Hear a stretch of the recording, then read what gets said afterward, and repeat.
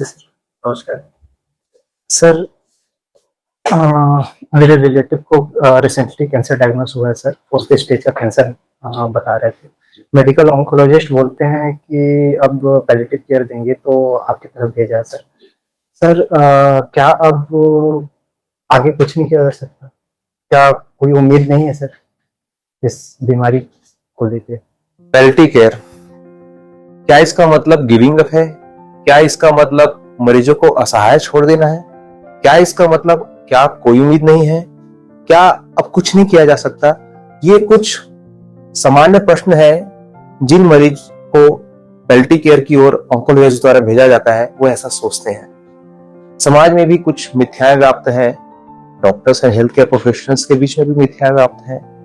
दोस्तों, palliative care 30 सालों तक कम्युनिटी में रहा, जहां पैलिएटिव केयर उन लोगों को मिल पाता था जो किसी एडवांस स्टेज के कंडीशन में अपने मरीज के लास्ट स्टेज में घर पर हैं।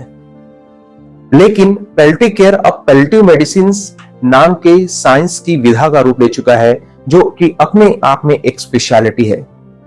पैलिएटिव मेडिसिन में यह कतई नहीं कि अगर आपके डॉक्टर ने भेजा है तो हम हार मान चुके हैं या अब कोई उम्मीद नहीं है, क्योंकि पैलिएटिव केयर का नाम ही उम्मीद है। पैलिएटिव केयर एक विश्वास जगाता है। पैलिएटिव केयर आपको जितना संभव हो सके एक्टिव रखने की कोशिश करता है।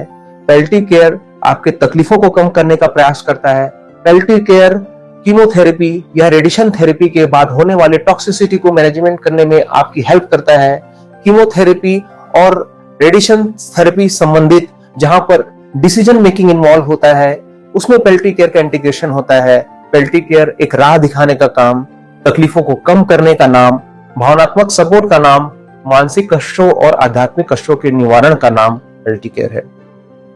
पैलिएटिव केयर में हम यह कतई नहीं कहते कि कुछ नहीं किया जा सकता, क्योंकि हमेशा पैलिएटिव केयर में हम इस बात पर तवज्जो देते हैं कि हो सकता है कि बीमारी के दिशा में कुछ नहीं किया जा सकता, लेकिन बीमारी से संबंधित तकलीफों को कम करने के लिए हर संभव प्रयास किया जा सकता है।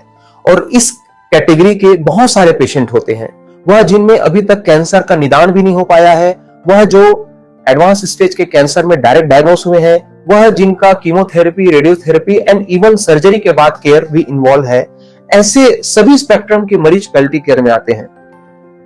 तो दोस्तों, ऐसा कोई भी आपका सगा संबंधी या मरीज जो किसी लाइफ थ्रेटनिंग इलनेस से, जीवन को सीमित कर देने वाले किसी रोग से ग्रसित है, सीरियस इलनेस से ग्रसित है, ऐसे मरीजों को पैलिएटिव केयर दिलाने का काम हमारे समाज और उनके प्रियजनों का है। बहुत बहुत धन्यवाद।